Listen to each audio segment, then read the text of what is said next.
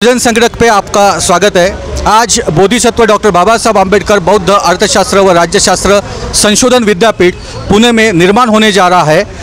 इस बोधिसत्व डॉक्टर बाबा साहब आम्बेडकर बौद्ध अर्थशास्त्र व राज्यशास्त्र संशोधन विद्यापीठ की आज जो नींव रखी जा रही है, उसके जो प्रमुख है माननीय सीपी थोरात जी, ये आज हमारे साथ है और आज इस प्रोग्राम के माध्यम से यहाँ पे इस विद्यापीठ का बीजारोपण किया है। तो हम उनसे समझेंगे इस विद्यापीठ की क्या खासियत है और ये क्यों स्थापित किया जा रहा है। बाबा साहब के विचार का प्रचार करने के लिए कोई भी केंद्र भारत में नहीं है और बाबा साहब के विचारों को सब लोगों ने आज तक को निगलेक्ट किया है, जो कि बाबा साहब के विचार इस देश को बहुत ही आवश्यक और मूल्यवान है, लेकिन उनको ये भारत के विकास में काफ़ी बड़ा योगदान बाबा साहब के विचारों का हो सकता है, लेकिन यहाँ बाबा साहब के विचारों को पूर्णपणे निगलेक्ट किया गया है। इसलिए हमने सोचा कि ऐसा कोई केंद्र हो जहाँ बाबा साहब के विचारों का निरंतर प्रसार होता है। आज हम देखते हैं कि भारत में बाबा साहब के नाम के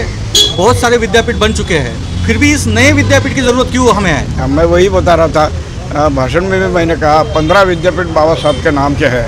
हाँ, एक नालंदा विद्यापीठ और एक है, लेकिन ये बाबा साहब का नाम है, लेकिन बाबा साहब के विचारों का प्रसार कहीं नहीं हो रहा। जो विचार होना चाहिए, बाबा साहब के विचार जो है वो दुनिया एक्सेप्ट कर रही है, दुनिया में बाबा साहब की जयंती हो रही है, लेकिन हमारे यहाँ सरकार जो है, सरकार में या जो सत्ताधारी लोग हैं वो बाबा साहब के विचारों को निगलेक्ट कर रहे हैं, जो कि सबसे आवश्यक विचार है।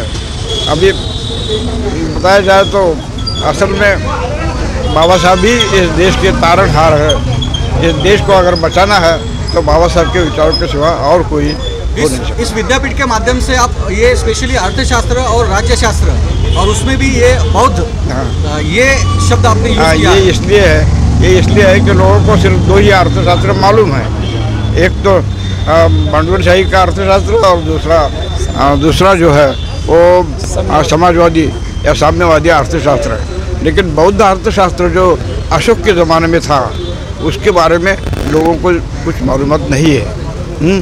असल में वो उस वक्त इस देश में सुवर्ण युग था। वो किस लिए था कि वो जो विचार अशोक ने कहा, पहला जो देश में, जगत में, दुनिया में पहला जो है वो अर्थशास्त्रज्ञ है, क्योंकि बजट मानने वाला वही एक सबसे पहला दुनिया में राज्य के लिए बजट मानने वाला राजा हो गया। उसके पहले किसी ने इसके बारे में सोचा नहीं था, तो इसलिए ये निरंतर प्रचार करने वाला होना चाहिए। इस विद्यापीठ के माध्यम से आप क्या क्या पढ़ाने का प्रयास करेंगे? अभी हमने सोचा है कि इसके 64 फैकल्टी हो। बाबा साहब 64 विद्या में पारंगत थे, इसलिए उनके जो फैकल्टीज है 64 फैकल्टीज हो। अभी विचार जो है, खास करके ये दो जो है, अर्थशास्त्र और राज्यशास्त्र, ये बहुत अहमियत रखते हैं जीवन में।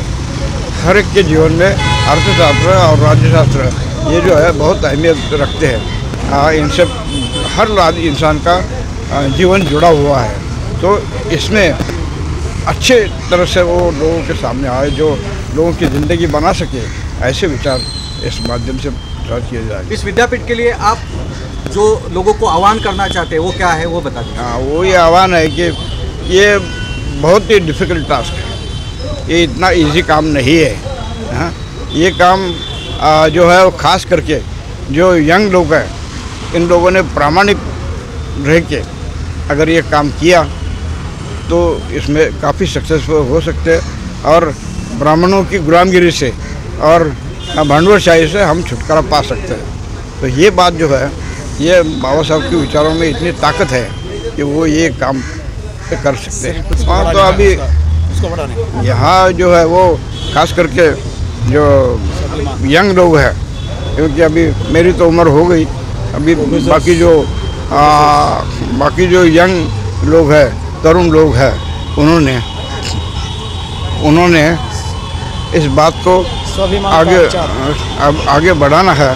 अगर उन्होंने स्वाभिमान की बात को अच्छी तरह से समझा, ये स्वाभिमान कि अम्बेडकर जी का मूवमेंट का सार है, तो वो उन्होंने ध्यान में रख के करना चाहिए। बस उन्होंने इसमें जिद्द और महत्वाकांक्षा, और मैं ये बोलूँगा कि यहाँ काफ़ी बड़ा संघर्ष करना पड़ेगा उनको। ऐसी कोई बात नहीं, कोई आपको सीधी तरह से काम करने नहीं देगा।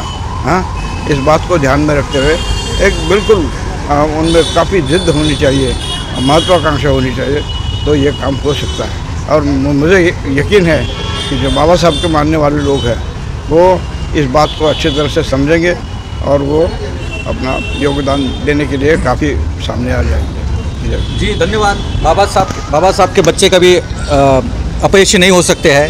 आशावादी लोग ही इस देश में कुछ नवनिर्माण कर सकते हैं। इसी आशावाद के साथ आपको इस विद्यापीठ के लिए शुभकामनाएं देता हूँ। यही रुकते हैं। धन्यवाद। जय भीम, जय भारत।